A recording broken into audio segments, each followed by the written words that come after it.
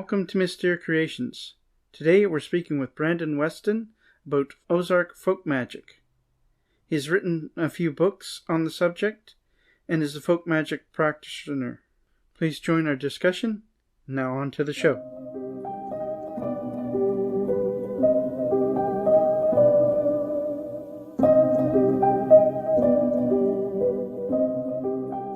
Welcome to the show, Brandon. Nice to have you here. Thank you for having me. Normally I ask people to introduce themselves, but we've had you on the show several times, Brandon Weston. And today we're going to be talking about your book, Ozark Folk Magic, and possibly a little bit about your second book, which just came out, Ozark Folk Magic Spells. Can you tell us a little bit about what constitutes Ozark Folk Magic? Mm-hmm.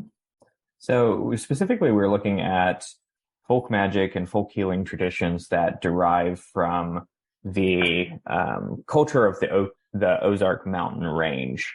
And it's actually, geologically, it's not a mountain range in the technical terms. So our mountains aren't pushed up from tectonic activity. They're actually it's a worn down plateau. So river activity over, thousands and thousands and thousands of years have worn down this plateau into a mountainous area.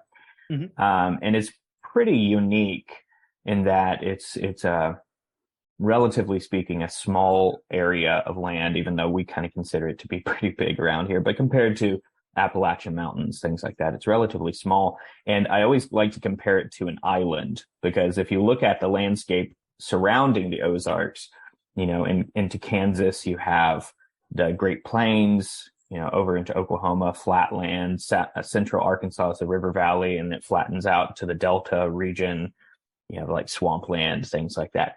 So really the region sort of raises up out of the landscape as this island area. And the island sort of image really applies to the culture as well, in that, for a really long time, since white settlement of the area and around the turn of the 19th century, folk beliefs, folk traditions, not just healing and magic, but, foodways, folk music, storytelling, has been relatively isolated on this sort of island due to the mountainous area, how difficult the terrain was to really conquer, I guess, or work with. So it was difficult to get out to these areas. The hill folk that settled here were mostly from Appalachia. So Appalachian hill folk families, they would have already known how to live in this landscape. Yeah. So when they found the Ozarks, then they would have settled right in. And so we're still actually considered a part of the greater Appalachian cultural region because of this. We still have very strong ties to Appalachian folk culture. But again, because of this sort of isolation, the island sort of nature of the Ozarks, a lot of what was brought over by Appalachian families was evolved, was changed, was grown here. And so while we still have a sort of cultural heart with Appalachia, we also have a bunch of stuff that has changed since then, and has become sort of uniquely Ozarks. But because we have such strong ties to Appalachia, I always tell people, that are interested in Ozark folkways, you will no doubt at some point encounter holes in the folk record, because the Ozarks haven't really been researched as well as Appalachia and other places have been. So, if you are doing anything with the Ozarks, you can always fill in those holes, fill in those blanks with information from Appalachia. Yeah. So, for instance, I always recommend the Foxfire Guide series, which is, like 12, 13 books that were published back in the 70s containing all sorts of folk information from Appalachia. And I sat down years and years ago. I sat down with my grandpa, who's very Ozarky, and went through some of the Foxfire books, and he knew exactly what everyone was talking about, all of the stuff in there. So we still have this very strong connection to Appalachia, but we've sort of become our own thing. So geographically, we are sort of in a weird place. We're situated, sort of in the Midwest, but there's always a joke that the Ozarks aren't quite Midwestern. We're not quite Southern. We're not quite Appalachian. We're just sort of, we're Ozark. It's kind of its own thing. The majority of the Ozark Mountain Range sits in Missouri, actually, southwestern Missouri, and then into northwestern Arkansas is a pretty big chunk, and that's where I am. And then a little bit goes over into Kansas and a little bit down into, northeastern Oklahoma. You explained about how Ozark folk magic is its own thing. Can you tell us a little bit about what folk magic is considered in itself, please? So, yeah, it's kind of a big, complicated area, but in general, when we talk about folk magic traditions, we're talking about, practices that would be considered supernatural or working with the other world or some sort of supernatural power, some power that isn't sort of outwardly present in everyday life. And folk magic is, traditionally defined as this sort of supernatural magic that is centered around the folk, around specifically common folk.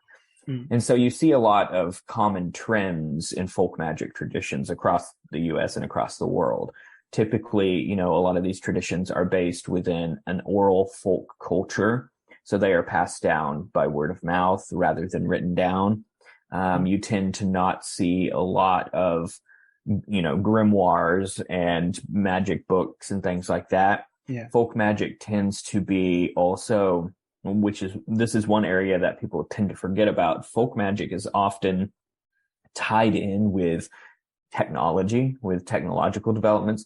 And what I mean by that is, historically folk magicians have utilized what they could find at pharmacies, for instance, which is a technology, the development of medicine, bottled medicine, things like that. They've utilized almanacs. Here in the Ozarks, one of the big things is using the almanac for astrological information. That's a technology. Utilizing spell books like the 6th and 7th book of Moses, the Albertus Magnus, the long lost friend, and powwow. That's a technology. So rather than creating this yourself, you are purchasing it and then utilizing it as a part of your practice. Folk magic traditions also tend to be more influenced from other traditions. And so a lot of times, we say folk magic traditions borrow a lot from other traditions. And sometimes that's true, but, in my own research, what more often than not, what's the case is that folk magicians just tend to have an openness to things that work. And if it works, it works. So, folk magicians might not question the source of the information as long as it works.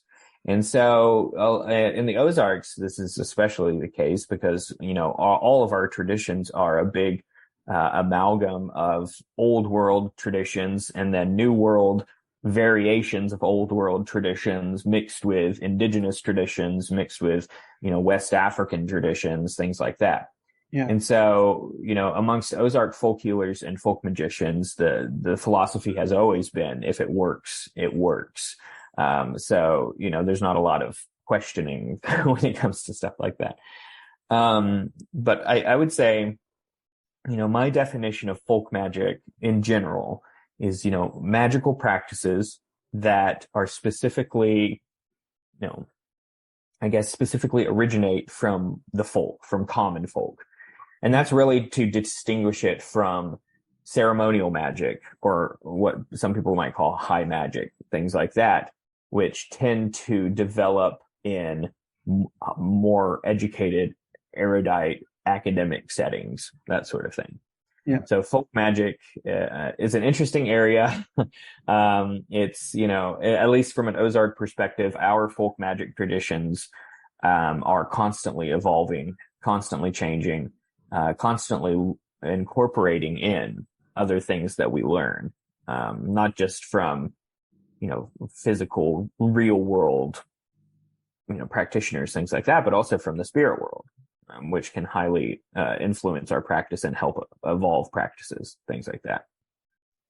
To clear up some confusion, the word powwow, what does it mean in the folk magic sense, and does it come from indigenous people? That has long been a debate, I think, and I'm not sure that there's a definitive answer because, powwowing is such a rare practice these days. People are starting to recreate it. I always say, in workshops and things, that the closest North American folk tradition to the Ozark folk tradition would be powwowing. We just share so much of that folk magic tradition, that practice. I have my own theories which sort of align with what the folklorists think, that the original powwowing wasn't actually based in any indigenous word or tradition. And the reason for that is, going back to the 1800s, late 1700s, when powwow as a magical practice started popping up, powwow wasn't used amongst indigenous people in the same way.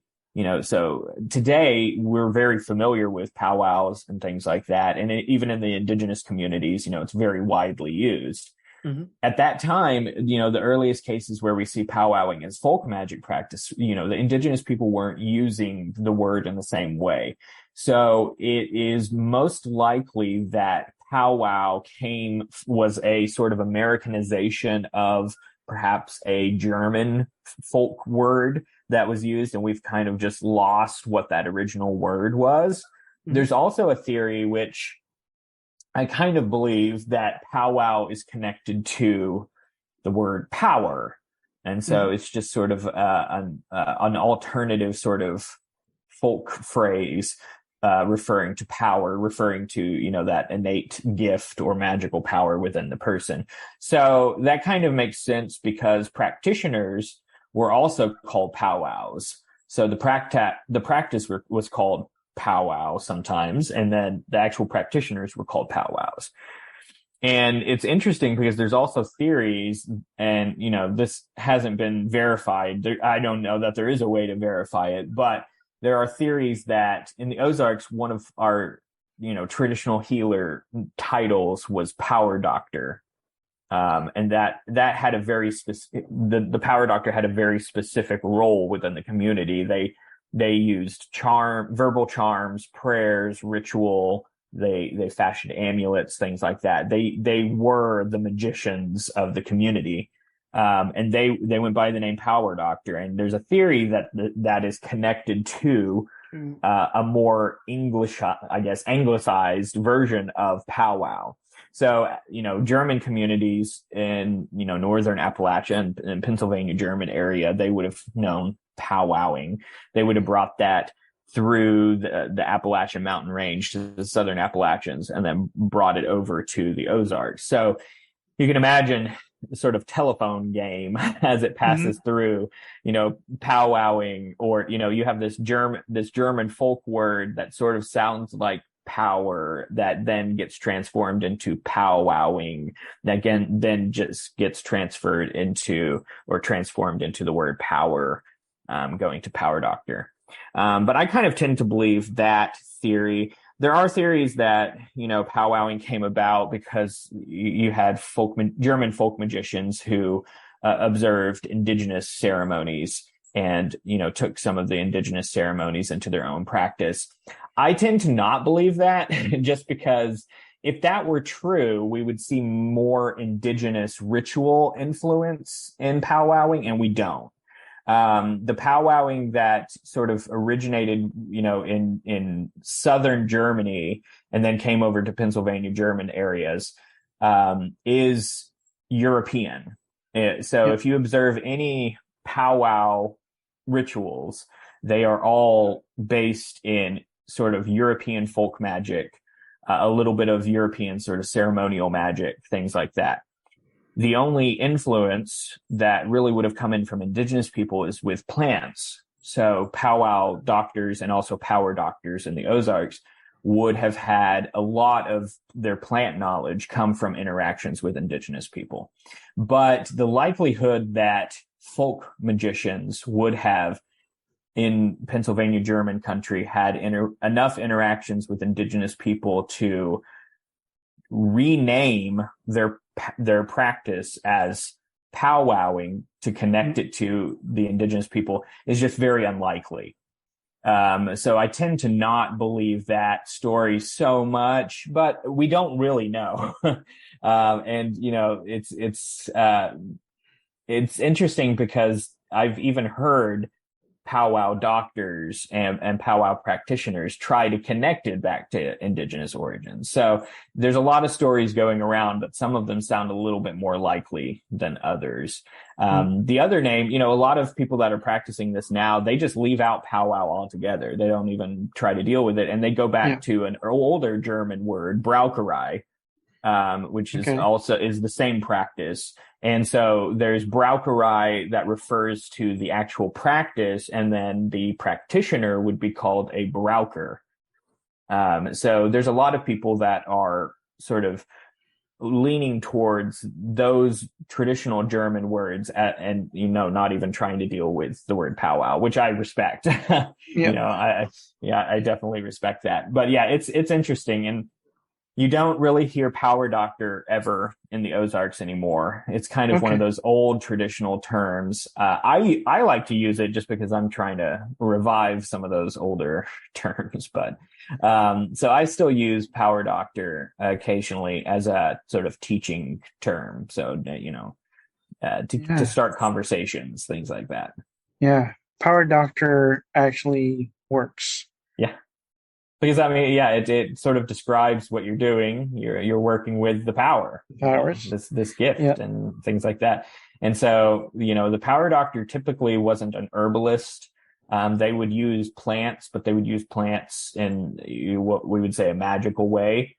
So if they were using a plant, it was, you know, they were using it to cleanse a person. So they would use it with a bath to cleanse a person, things like that.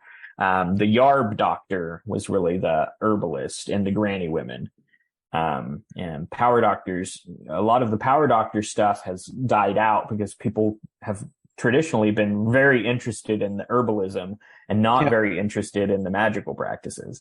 So unfortunately, a lot of the work of the power doctor has died out. Is there any books that kind of trace that, or other than your own? Well, so the first mentioning of any of these names came from Vance Randolph. So he published in, I think his Ozark Magic and Folklore is probably the most famous book that he published. I think it came out in 1947. And his research actually began in the 20s and 30s. So in the Ozarks, there were, you know, 3 big folklorists who collected probably about 90% of what is out there. And Vance Randolph was the most popular because he actually published for a popular audience. So he published with Dover publications. He published with all these big publishing houses and things like that. He also wrote a lot of articles and things. And so he is sort of the first written accounts of the power doctor. He's the one that names the power doctor, the Yarb doctor, the Goomer doctor, things like that. And so these names had probably been around in folk culture, but that his work is really the first place where we see these names mentioned. And he kind of explains the role of these doctors, these healers, but he doesn't actually get into the origin of the names. Yarb doctor obviously comes from the old Ozark dialect word for an herb, which is yarb, which has some interesting origins. You can trace it back to, I can't remember which county in Britain, but there is a dialect of British English that used yarb, and that's probably the closest cousin, I guess, we have to our word yarb. There's also an interesting theory amongst some folklorists that trace yarb to the Spanish, like yerbera for herb. Yeah. And that's kind of interesting because, Ozarks historically has had Spanish influence. And so that would be an interesting thing to look at. It most likely goes back to British English because a lot of our Ozark dialect words go back to British English, or some of them goes back even to Gaelic, like Appalachian English goes back to Gaelic, in a lot of cases. So Vance Randolph was really the first to publish about these healer names, things like that. And so there is a question. It has always kind of been a question with folklorists and practitioners, how much of the information that folklorists were collecting was actually true. Yeah. Because, what we're trusting is the word of one folklorist, who, wanted to sell books too. So it is highly possible that these names actually just derived with Vance Randolph and didn't actually derive from within the folk culture. I tend to think that is maybe half and half true, because terms like granny women have definitely originated within the folk culture. But terms like the power doctor, the goomer doctor, things like that is questionable. Yeah. Vance Randolph also knew a lot about braucherai and powwowing. And I say that because he includes direct copies of verbal charms from the long lost friend in his Ozark Magic and Folklore. So he claims that his informants recited these verbal charms, but they are direct copies from the long lost friend. So, I'm not saying that an informant didn't repeat a verbal charm from the long lost friend, because that's certainly possible. But it's questionable how much was actually from informants and how much was influenced by, other works that he had encountered. So I like using power doctor and yarb doctor and goomer doctor, which is another type of healer. I like using those terms, but I always preface it with, this may not be a part of the traditional folk record. I'm going to go off the cuff a bit here. With granny magic, I've heard the term several times. I know that my grandmother had a book from my great-grandmother. Yeah, in the Ozarks, we have the granny woman, and that's a term that sort of people are starting to revive again.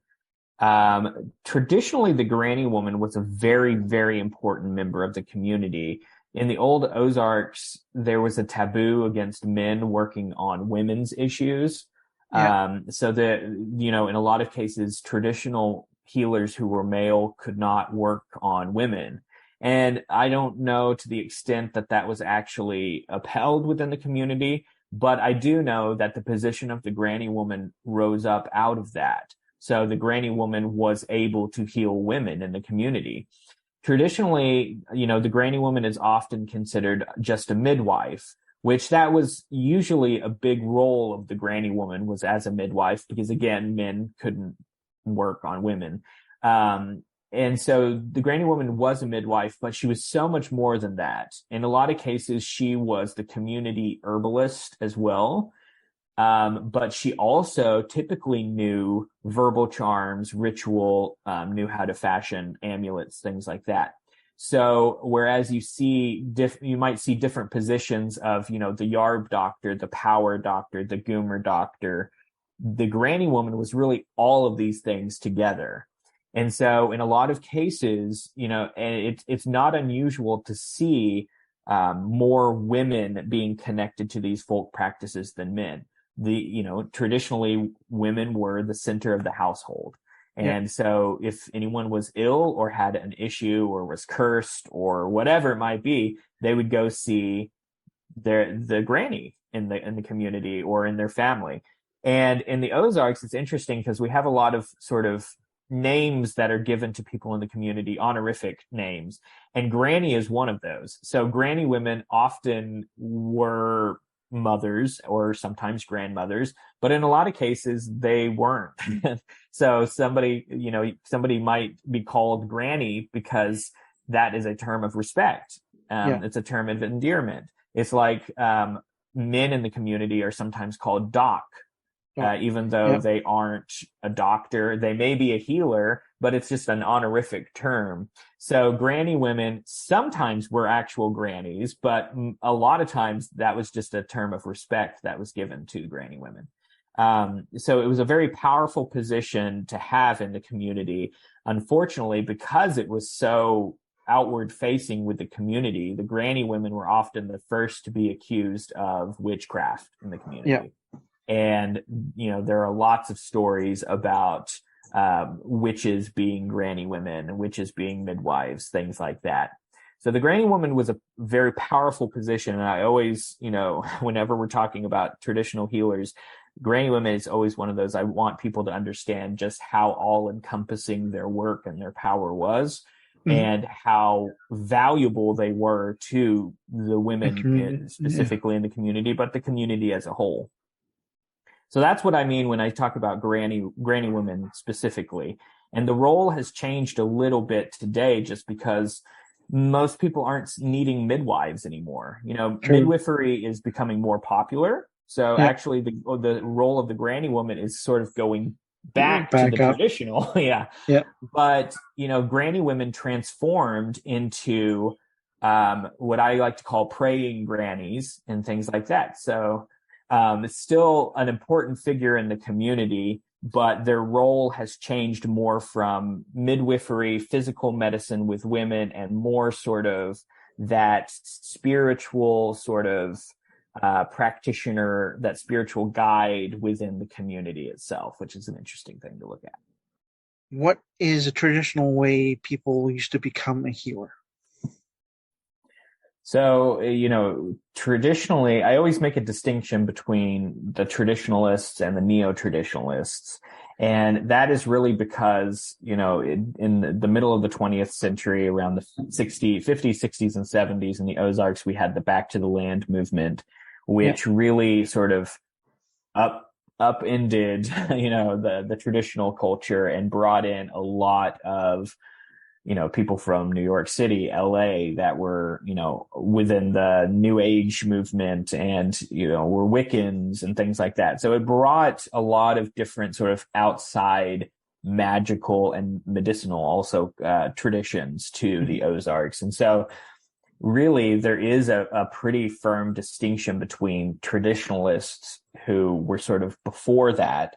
And there still are traditionalists around today who are still really connected to that old Ozark culture, which tends to be a little bit more conservative. It tends to be more based in Protestant Christianity and that sort of worldview. And then there are the neo-traditionalists that still have sort of firm roots within the Ozarks, but who have incorporated in other beliefs, other religious systems, other traditional witchcraft systems, things like that. So I'm in the sort of neo-traditionalist area because I work with a lot of things that aren't necessarily Ozark. Mm-hmm. So there's a distinction between the neo-traditionalists and the traditionalists as far as passing down the gift. With the traditionalists, there at one time were a lot of taboos surrounding passing down the gift. So for instance, you could only pass cross genders. So man to woman, woman to man. You could only pass down older to younger. And in some cases, it was even limited to a certain number. So a person could only pass things down to one person or three people or sometimes more than that.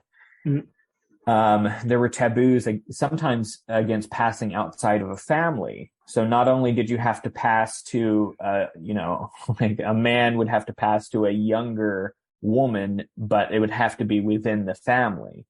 And so it often got very complicated, and really it derives from the sort of Ozark view about the gift being something that's very tangible And Mm-hmm. so, as it was likened to me, it's this well or this pitcher, like a water pitcher inside of you that, when you're born, you can be born with your well filled up with this power.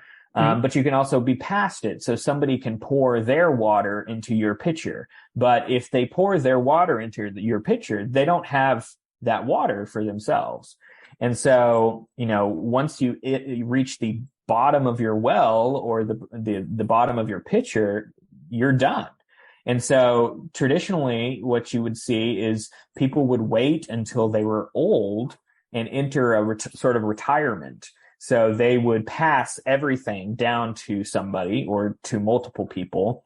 And the idea is that those people now have that power. The original holder no longer has it, so they can't use it anymore. Mm-hmm. And so that is a very traditional view of the gift and passing it down and things like that. Amongst the neo-traditionalists, you really don't see this very much. Part of the reason behind this is, and all of the sort of cultural upheavals of the 20th century, it's becoming increasingly more and more difficult for traditional healers to find people to pass things down to. And so what healers did were they sort of started all evolving or changing the story a little bit. So in an effort to preserve their knowledge, they started breaking those traditional rules a little bit. Yeah. And so what you see amongst neo-traditionalists today is that, a lot of times some of the rules stay. One of the ones that I have commonly seen is that, when somebody passes down specifically verbal charms and prayers and things like that, they never write them down. They always pass them down by word of mouth. And that has been a tradition that has sort of stayed in the area. But there are also people that are learning from books. They're learning from the internet these days. They're learning from people, in Zoom calls and virtually, things like that. And so the story has changed, but some of the traditions have sort of remained the same. In my own travels, when I was collecting things in the Ozarks, I collected a lot of power, a lot of verbal charms and prayers from people because they were just so desperate to pass them to anybody. And so they didn't necessarily follow the old taboos because they just wanted to give it away. They wanted somebody to have it, and they didn't have anybody in their family interested, nobody that they could pass it to. So I inherited a lot of stuff that way, which is really sad, that people really didn't have anybody that was interested. And that's one of the reasons I started teaching and writing this stuff, is I want to get people interested again. That, if it's a young person and they have somebody in their family that's like this, get them interested again so that they can be a person that takes on that power and keep it within their family and actually use it, things like that. So, so there's a big difference between how it was passed down amongst the traditionalists versus the neo-traditionalists. A lot of the old taboos have gone away. There are also, just as an aside, there's an interesting sort of upturn in the amount of neo-traditionalists who are gaining power or gaining rituals and things like that from spirits. So either from spirits of the land or I have a common story that I've heard amongst neo-traditionalists is that their ancestors visited them in a dream, or an old healer. This is also pretty common. A healer that used to live in their area visited them in a dream and taught them this stuff, passed down this power. And I have a theory that, this is nothing new, that healers in the Ozarks have kind of always worked in this way. It's just today people are more likely to be okay talking about that sort of stuff. In the old days, people would never talk about getting anything from spirits because that was witchcraft. But I think people still did it a lot. It's just now we're more comfortable being able to talk about it. And so that's interesting for me to see. It's less of a taboo today as it was then. especially in the 1700s Right. when with all the witch trials and whatnot, and then in the 70s, 80s, the Satanic Panic Oh yeah. again would have had a little bit of problematic situation with that. Oh yeah, the Ozarks with the Back to the Land movement, the Satanic Panic hit hard here, just because I don't know how many old timers I've talked to who remember back to being younger, and they would go out. One story in particular, oh, it's always stuck with me. He said his family had a farm. And he went out one morning to milk the cows or something, and in their field there was just naked hippies just dancing in the morning light in the field, and he got scared. Had to run back to the house, and then his dad, I guess, had to go tell them to leave and everything. But that's a very good picture of what life was like in the Ozarks around that time. This Yeah. clash between this traditionalist, more conservative culture and these sort of, new age, hippie, anything Free goes love. sort of culture. Yeah. Yeah. Yeah. And what's really interesting is as chaotic as that time was, the Ozark culture was still influenced by that stuff, especially when you look at healer culture, magical practitioner culture. There was a lot of cross influences there. That's an area that's really interesting to look at, but it was also a very chaotic time, and there was definitely a lot of, satanic panic, investigations here and all sorts of stuff. Of course. We'll be right back.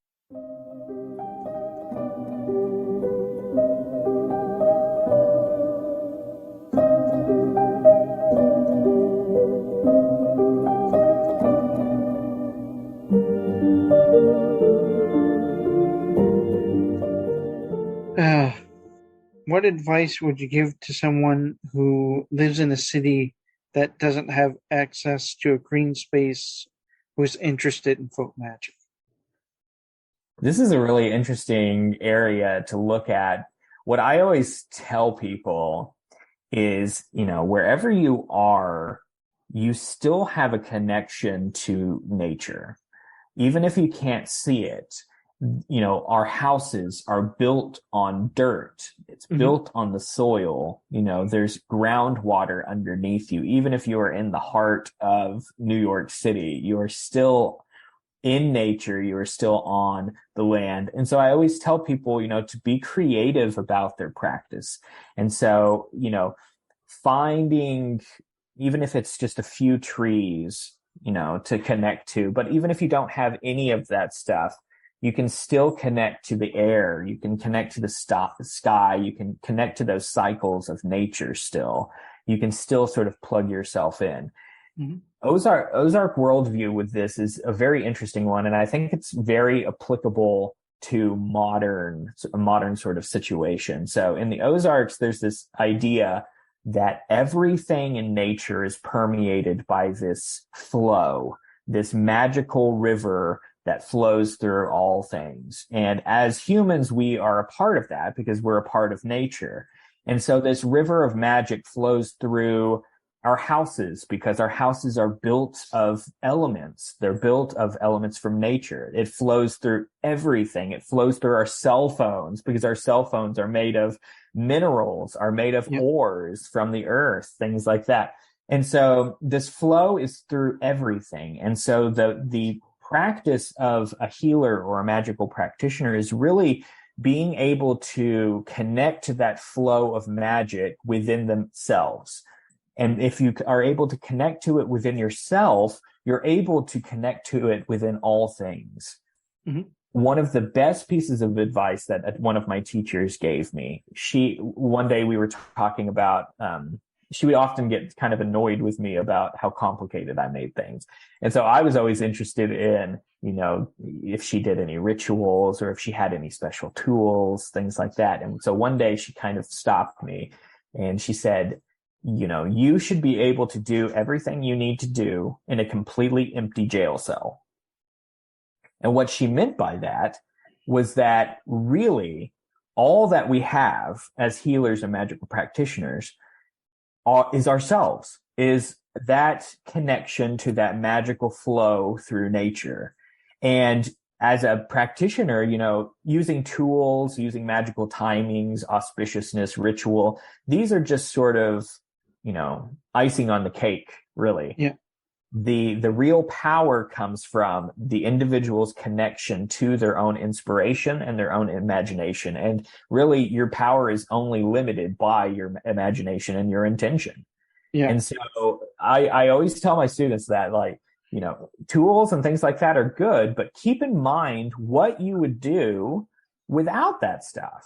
So how would you heal or do whatever you need to do if you didn't have the tools you needed, if you didn't have the plants you needed, if you didn't have hands, if you didn't have feet, if you couldn't see, if you couldn't hear? How would you just give up? would you make it work? And in the Ozarks, in the old days, people couldn't just give up. They could die, I guess, Yeah. but, a lot of our practices on the outside seem very simple. So, one of the community healers that I met, who was probably one of the most powerful people I met, the only work that she did was she prayed over people's medications. And so they would bring her prescriptions, either written down or medicine bottles, things like that. And she would just sit and she would pray over them. And people swore by this. They swore that their medications were more effective, that things worked out for the better in their life, things like that. And from the outside, that is such a simple practice. She had no ritual. Yeah. Sometimes she would hold her Bible, which is a very Braucherei powwow thing to do. And she would just pray. And most of the time she wouldn't even pray aloud. She would just silently just sort of meditate or pray on whatever she was doing. And that is sort of a quintessential example of that going with the flow.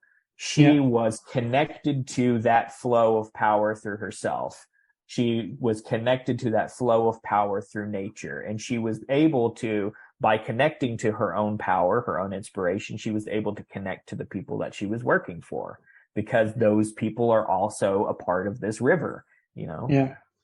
So I think that it's a really powerful thing to keep in mind, this sort of going with the flow, as a practice in and of itself. And so, I always keep that in mind. And I always tell my students to just imagine times, what would you do if you didn't have your spell book, or if you didn't have, the verbal charms you needed, or the ritual objects, things like that. And I think it's something that as folk magic practitioners, we need to think about, because we won't always have the stuff that we need, but, we often need to still work. Most of my practice is internal. Yeah. And so when you say that all you need is you and your intention, and the flow that goes through you, that's basically it. That's all that's truly needed. Now, you can have an athem, you can have a sword, you can have a staff, you can have amulets and crystals and what else galore, and still not be able to do magic if you don't have it in you to do. Yeah, it all goes back to that intention. And I think that, in the old days, people would say it all goes back to your gift, to that inborn gift within you. I like to think of it as inspiration or intention. And, some people are born with this sort of natural ability to imagine things, natural ability to sort of connect to that inspiration and that intention. And with some people, it has to be learned. It has to be sort of passed to them. So I like to call it inspiration or intention, which there's a couple images that I always like to tell people. So there's the image of the river. So this flow through nature, and the easiest way to get down a river is to go with the current, is to lay back and go with the flow. Hmm. And, if you want to go against the current, or if you want to go faster where you need to go, you can build a boat, and Yep. building a boat is using ritual, is using specific tools, is using plants, things like that, magical timings, the cycles of nature. That's all building a boat. But the easiest and simplest way is to just follow your own inspiration, follow your own imagination down this flow, this magical flow. Another image that was given to me that I really like sort of describes this intention and what this intention does. I like to also connect it to the old world sort of cunning that people were given. So the cunning folk, they had this cleverness, they had this cunning. And I like to call it inspiration because people don't really understand cunning these days. But Yep. this inspiration or intention within a person. And it's like taking raw wool. So raw wool is this innate magic in the world. It's that the magic that just flows through all things. And your cunning, your intention, your inspiration is like taking this raw wool and running it through a spinning wheel. So your intention is that spinning wheel. And what you're doing is by connecting to your own intention, your own inspiration, you are taking that raw material and you are making it into something that can be used. Yep. So you're using that spinning wheel to reach your goal, essentially, which is the goal of whatever magic work you might be doing. So I really like that image of the spinning wheel taking this raw product and making something that is useful, that you can actually, a product you can use. I like that imagery. Anytime people talk about weaving and magic together, it's the perfect thing. I've been looking at the construct of the universe as a ball of yarn, and it's something like that. So that's cool. Can you tell us a little bit about the legend? I'm going to say this. I'm probably going to say it wrong. Snoffus. Xenophis. No, you said it right. Yeah, I think that's correct. That's how I've heard it say. Anyway, I'm sure other people probably pronounce it different. Yeah, so the Snoffus was a sort of magical creature that, again, was first reported on by Vance Randolph. I think there were some local papers around the time that he collected his stories that sort of also talked about the Snoffus. So there's a question whether or not it is actually a part of old Ozark folk culture, just because there aren't any surviving storytellers that still are connected to that old culture. But according to the stories that Vance Randolph collected, the Snoffus is this sort of magical creature monster, sort of. It is described as a large all white deer with flowering branches for antlers. So instead of antlers, it has flowering branches. And it is said to be able to fly. And most often people have seen it. They describe skipping through the treetops. Okay. And specifically its role, I guess, in the Ozarks is that it breathes out the fog. And so in the Ozarks, we have a lot of these valley areas that fill with fog, and they get kind of eerie looking.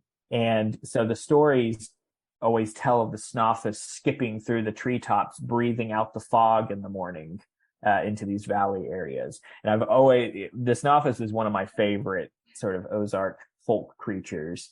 But there's not really much other than that is known about it. I personally have never seen one. I have collected some stories from people, but they are around the similar sort of lines as these other stories.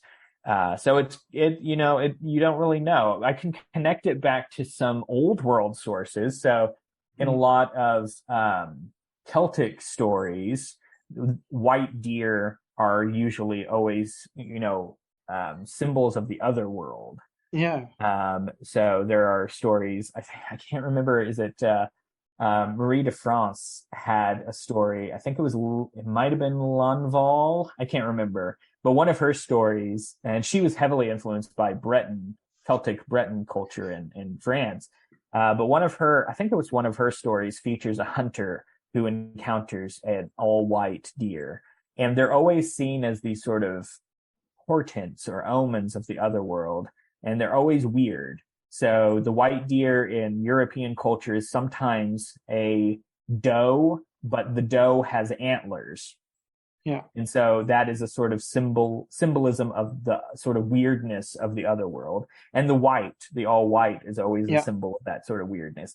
And so I have a theory that the Snoffus is sort of based in that Celtic culture. And then is just sort of an evolution retelling. But I have always loved the Snoffus, especially the flowering branches for antlers. That has always been beautiful. Interesting to me. Yeah. Well, I have a story of my own for you about that same sort of creature. When I was first learning magic, I did an exercise where you call upon your spirit animal. And you look in the mirror and you call to it. And whatever image first comes to you is what your spirit animal is. Mine was a pure white stag. But the antlers were kind of elk-like and branched out and had stuff hanging from it. So there Very you go. Interesting. It's interesting how we're talking about this. That's a story I would have never thought to bring up, and I have never heard of Snoffus before. That's beautiful. I really like it. It's one of these creatures that sort of I always have an issue with magical creatures being just relegated to monsters or cryptids. Yeah. And the Snoffus isn't so much a cryptid as it, in my opinion, it's an entity of the other world. In the old days, it would have been, ancient days, it would have been a deity. It would have been a god, probably. Yeah. And so for me, I always like to give them a little bit more respect than just cryptid, but everybody's into cryptids these days. And so I've heard the Snoffus being referred to as a cryptid, and I always have to say, well, it's more of like a spiritual entity, really. Let's give it a little bit more respect. Yeah. I think the Snoffus is probably one of my favorite ones. Vance Randolph collected a lot of different stories about monsters and cryptids in the Ozarks. There are a lot of really funny ones that, like, there's the Side Hill Hoofer, which is a sort of cross between a sheep and an armadillo. And it's said to, its legs on one side of its body are longer than the other because it runs around mountains. And so because it runs around mountains, it has legs that are shorter on one side because of the angle. And so it's called the Side Hill Hoofer. And the way that you can catch a Side Hill Hoofer is if you can push it over, because its legs are different sizes, it can't stand back up. And so that's kind of a funny one. There's also there's a giant vulture called the Gasticutus, that is supposedly only flies in circles because one of its wings is bigger than the other.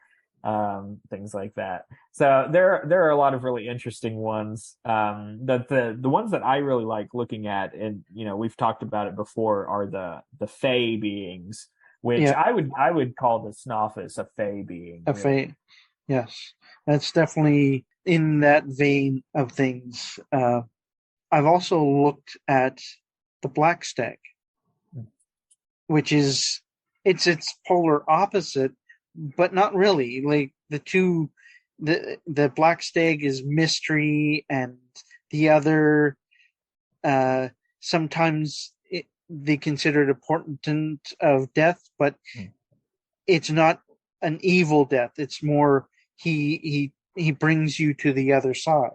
Yeah. or she. Who knows? Yeah, we have also the boogers, Yeah. which are all black animals, and there can be different types. So there can Mm, be booger dogs, booger cats, booger rabbits, booger elk, things like that. But they are described as being these all black animals. And the way you can tell them from other animals is their eyes will be black as well.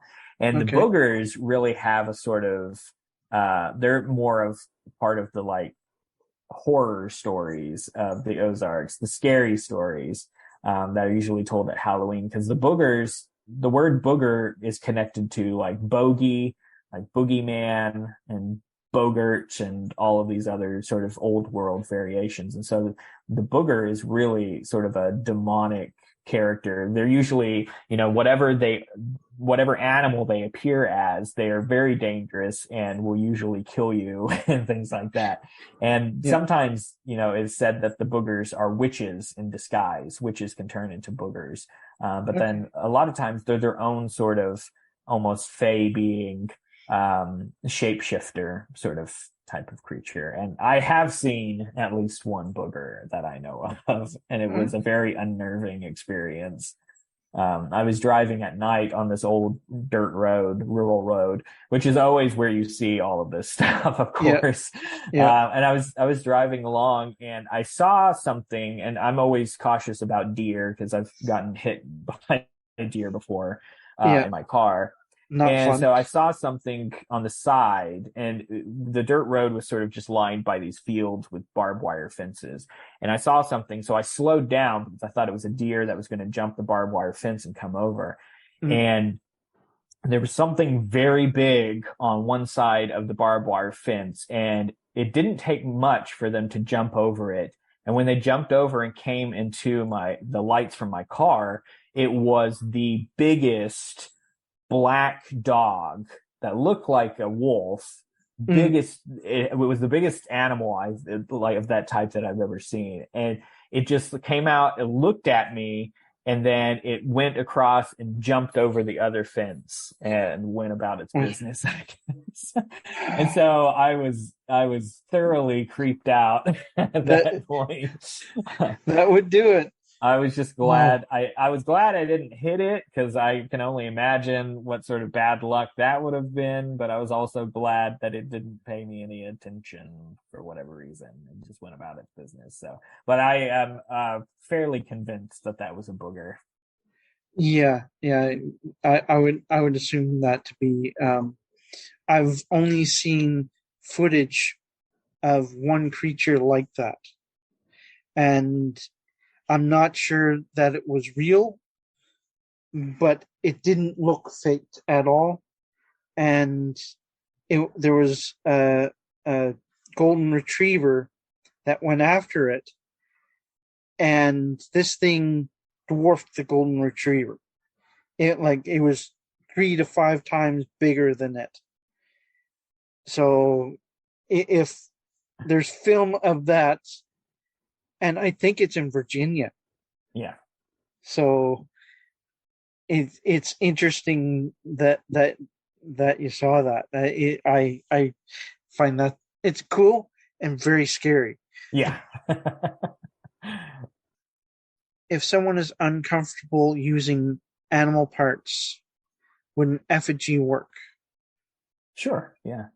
I mean, animal parts have kind of been a part of traditional Ozark folk magic. These days, I actually don't recommend using a lot of animal parts unless they are ethically sourced. Mm. And I always warn people with feathers and things like that, because, I mean, it's illegal to sell them. And in some states, it's illegal to own feathers for migratory birds, songbirds, Yeah. things like that. So yeah, because a lot of what I do is so intention based, is so based in like imagination and things like that. I always tell people that, if you just use your imagination, you can change the language of your ritual in any way that you want. So if your ritual involves a certain bone or something like that, you can make an effigy of it. That would be fine. You can also just sort of change the language of it. a big thing in the Ozarks is using language to invoke certain symbols. And so, by just reciting a verbal charm, the things that are mentioned in the verbal charm sort of magically appear as a part of the work, as a part of the spell. So, for instance, there's some verbal charms that, specifically for protection, where you might use claws or teeth. You might invoke a spectral or a spiritual dog that doesn't actually appear there, but it magically appears in the space to bite at your enemies or to bite at sickness, things like that. And at some point, sure, in the past, people probably had claws or teeth that they would use as a part of the ritual. But, your language can be fueled by this inspiration, by this magical intention as well. And so if you want it to be there, then just put your intention into it, put that focus, put that power into it. And so if you're using an effigy, or even if you're just using your words, it will appear as a part of the work. That's the same thing for plants as well. I'm a big plant person, but, a lot of times people don't have access to the same herbs and things like that. And so I'm not one of those people that is very strict about recipes. Like, no, this ritual has to use mugwort and whatever. I'm all about intention. And, who's to say that in a ritual, if you don't have mugwort, well, use your magic, use your imagination, and grow a spiritual mugwort plant in front of you to use. Yeah. So it really is, your power is really limited to your creativity, to your imagination. And there's a lot in the Ozarks. Again, our magic has been traditionally pretty simple, and there's a lot of old rituals and verbal charms and things like that where you don't actually have any physical things, but things are invoked. So the tree of life is invoked, and the tree of life has every medicinal leaf on it that you ever would need. And so in some verbal charms, a person might invoke the tree of life, then climb up the tree of life and pick plants for their client. And these plants don't exist in physicality, but they are there in spirit. Yeah. So I always tell people, if you don't have it, you've got yourself, you've got your spirit, and that's all that you really need. Some common beliefs that if you use someone else's grimoire, you'll be cursed or bad things will happen. And do you think that's a myth, or do you think it has some semblance of truth? I think I don't necessarily side with that. There's also people sometimes bring up, there's an old belief that you're not supposed to buy your own tarot decks. You're always supposed to be gifted them, that sort of thing. And again, because I work so much with like personal power, personal intention, I think that if your intention is correct, then I think you'll be fine. The thing about spell books and stuff like that is a lot of times, people aren't just writing down their ideas and spells. They are imprinting their energetic patterns on these books as well. And so I think you should go into it with a little bit of caution. And I think that not just, modern grimoires and things like that, but ancient grimoires as well. These grimoires were written by people as well. And I think that intention and those sort of energetic signatures can be imprinted on these books. Same thing with ritual objects and stuff like that. So that's not to say that you can't get anything out of them, you can't use them, but you might pick up something from that other person, especially if you're particularly sensitive. And so if the person that wrote this spell book was a particularly angry person, you might pick up anger from that and incorporate it as a part of your work and stuff like that. So I would say, approach it with some caution. Maybe if you have a friend and you're wanting to use their spell book or their grimoire, maybe instead of using the physical book, maybe have them recite some of their stuff and you write it down. Yeah. And that you are adding your intention to it, your imprint, rather than using that other. So that's typically in the Ozarks, the tradition has been passing down stuff like that orally. Or, I don't always pass down stuff word of mouth sometimes, but, I do keep with some of the old traditions where if I'm passing down a verbal charm or something like that, I might write it down for the person, but then I will tell them to memorize it, and then to destroy the paper, to burn the paper, things like that, or to keep it secret and hidden. Okay. I think, one of the things you might risk with using somebody else's grimoire, things like that, is, the power might not work for you in the same way, which is kind of a Ozark way of thinking about it. Yeah. In the past, I've picked up books from flea markets and things like that, and there's always an energy component to it. In a lot of cases, the energy drew me to the book. Mm-hmm. And so I picked it up and it felt right. So I didn't have to do anything with it. But there's been other instances where it's a book that I needed because it's something that I've been looking for, but the energy on the book wasn't great. Right. So I had to, when I bought it, I had to, first of all, put it in a bag, seal it up, take it home, cleanse myself, and then cleanse it. Yeah. Because it just felt icky. Yeah. And in this case, it was an old Bible that it was a learning Bible for seminary, and it had a lot of bad energy to it, and so when we got it home, I had to have a bath and then take it, and I just sprinkled salt over it and did a simple cleansing to get rid of the energy, and then I burnt some sage over it and let it sit out in the sun for a bit.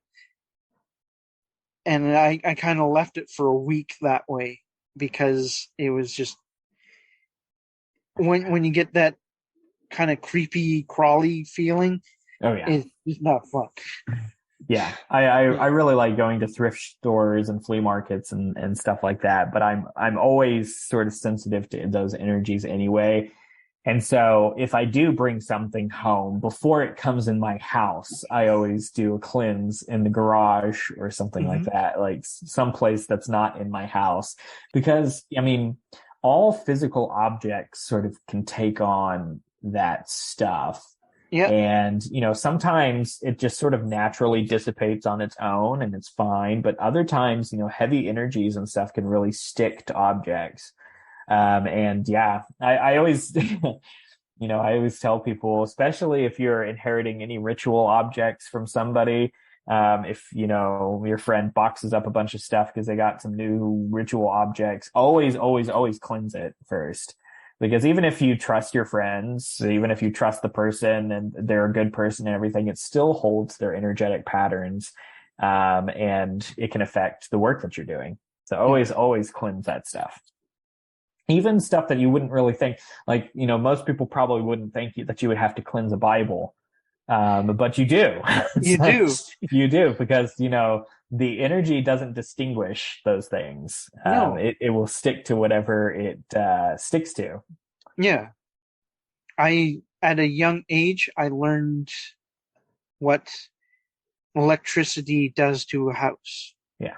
Because my mom and I had a particularly good argument. I'm saying an argument. We were talking loudly to each other, but it was a peaceful argument.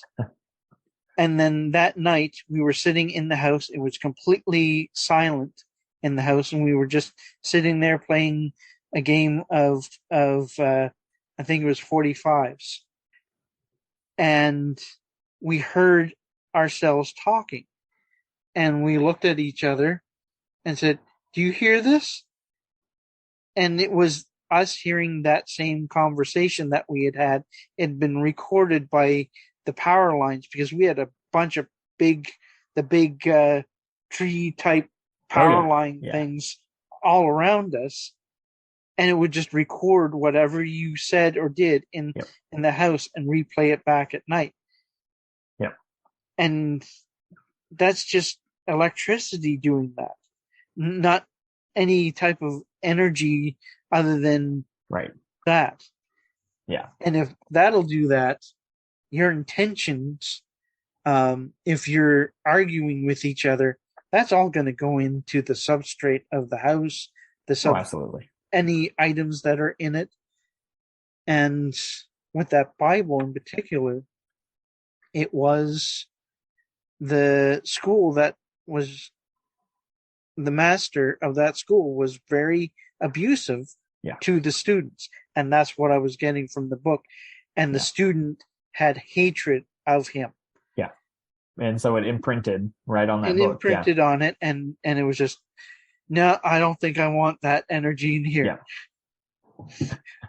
So Yeah, no, very, yeah, you don't want to bring that stuff in. Yeah, no, along similar lines, I'm a firm believer in one of the things that I've gotten from Ozark people, that of cooking with love too. That yeah, you can cook with love, but you can also cook with hate too. yeah, So you can imprint a lot of hatred on food, depending upon your mood and things like that. Which maybe sometimes you want to do that. Maybe you're giving this food to somebody you don't really like, and you want to imprint some hate on them or something. But yeah, that's one of those things that intention is very powerful, it and is. just people need to keep that in mind, that you know your intention, your energetic patterns, things like that can imprint upon the stuff around you. Yeah, yeah, very much so. You mentioned the left hand path versus the right hand path. Is there really such a thing? So I like using the left hand, right hand distinction, because I think in a lot of folk magic traditions, especially like more ceremonial magic traditions too, the left Yeah, hand, right hand are distinctions that are really firmly made. Personally, I believe that, at least from an Ozark context, people have been working with both hands for a very long time, since yeah, ancient days. They outwardly they may work with the right hand more, but they're still doing left hand stuff too. And I included those sort of left hand, right hand distinction in the book to really sort of bring to the forefront this idea of neutrality, yeah. this idea of working with both hands, and really how common practices can have both left-handed and right-handed elements to it. And so, in an effort to sort of bring people more towards this idea of gray magic, or, neutral magic, that sort of Mm, thing, and the idea that the left hand, right hand distinctions are not necessarily, you know, not necessarily based in the reality of what practitioners were practicing. They were often labels placed upon the practitioners from the outside. okay. And this is from, of course, an Ozark folk magic perspective, because I do know that there are traditions that have very firm separations between left-handed and right-handed stuff. And to the point where, there's actually paths, actual pursuits and paths that are oriented towards either left-hand or right-handed work. Okay. From an Ozark context, I always encourage my students and people to look at it as somewhere in the middle, Yeah. and because this work is so connected to this idea of the cycles of nature, the flow of magic through nature. Really, the healer, magical practitioner, is an extension of nature, and as an extension of nature, you work neutral. You work in a neutral way, Yeah. because nature is neutral. Nature is neither good nor evil. We can't put those. It's neither left-handed nor right-handed. We can't put those labels upon nature.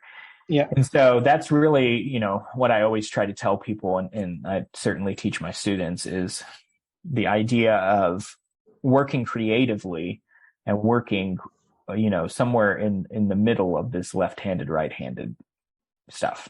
I'm a lefty. I was born that way. But when I was younger, I was in a martial arts competition, and a guy broke my thumb. So I couldn't use my left hand for about 8 weeks, and I had to learn to write with my right hand. And going back to the seminary thing, I went when I went to primary school. I was going to an old Christian school that was being converted to public school, and so the nuns, when I started trying to write with my left hand, they would wrap my hand with a ruler every time and say, "No, use your right." And so that experience taught me to be ambidextrous. Yeah. I can write with both hands. But when I'm throwing, my right arm does not throw very well at all. I get more power out of my left arm. But I can do that. And when it comes to magic, I look at everything as spirit. Mm-hmm. So, and spirit is neither male, female, right, left, whatever you want to call it. It's purely what it is. It's Yes. not anything other than that.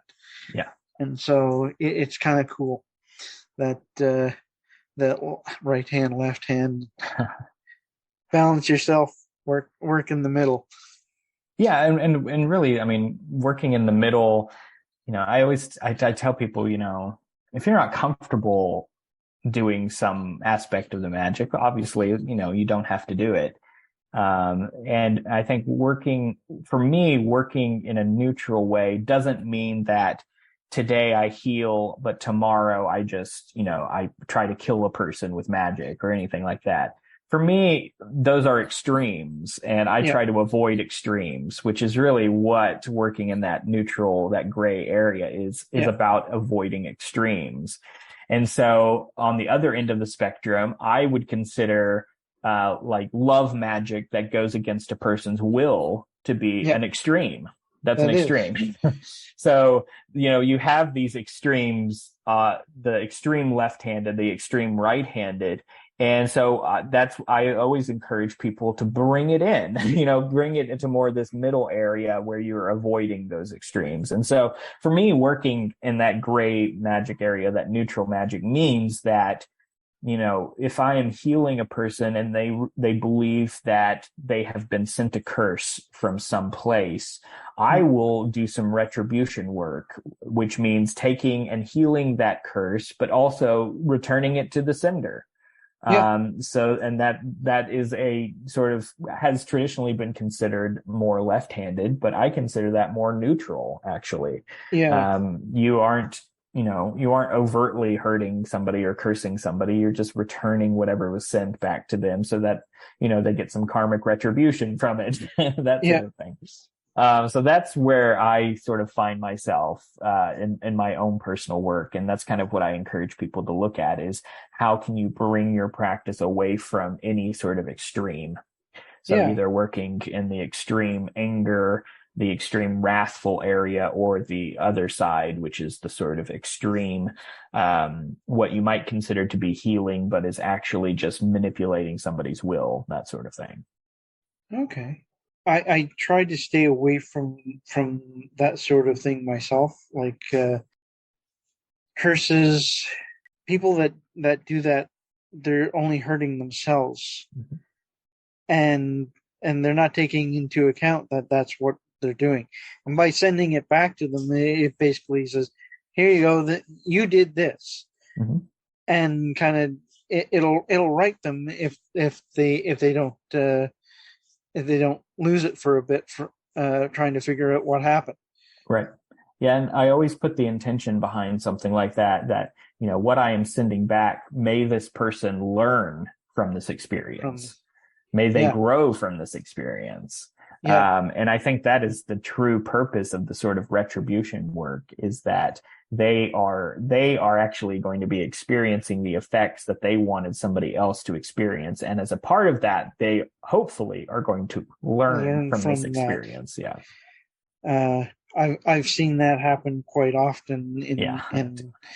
in some circles. Yeah. Yeah, I've seen it, praying grannies here in the Ozarks, they always have one of the key feature of this sort of type of person in the community is they always have a Bible verse for everything. And that includes retribution and cursing as well. Okay. I've had more than one person tell me that, the best, spell book is the Bible, really, because it Yep. contains both it's that true sort of middle, God gives, but God takes away as Yeah. well. Yeah. So I've met several praying grannies that had, they didn't call them curses, but they called them verses for retribution and things like that, because, there are people in the community that, will gossip and slander and all of this. And so the Yeah. intention is not to hurt them anyway. It's really to help them learn from their actions. Mm-hmm. By really experiencing the thing that they wanted somebody else to experience. That's the sort of key area True. of the retribution work. Yeah, I haven't been on the receiving end of a curse before, but some people have tried to convince me that I have been. And That's the whole, that's why curses really work, is it's like a virus. It's insidious. yeah, The more that you fuel the curse, the more the effects of the curse are going to have upon you.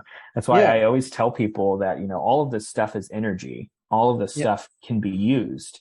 So if you feel like you've been cursed, rather than suffering from the curse or trying to get rid of the curse, why don't you grab hold of the curse and use the energy from it to fuel yourself into a better place? And yeah, that's a big part of the working in that sort of middle area yeah, is you not, I'm a big proponent of not letting any sort of thing that happens in your life pass you by without learning from it or being able to harness that energy to put you in a better place. yeah. If you're not learning, you're not living. Right. Well, that's all the questions I have for you today. That was a good session. It's great.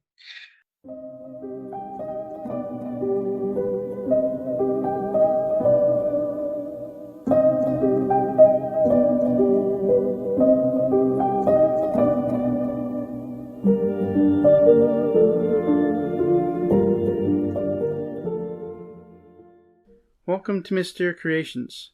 Today we're speaking with Brandon Weston about Ozark Folk magic. He's written a few books on the subject and is a folk magic practitioner. Please join our discussion. Now on to the show.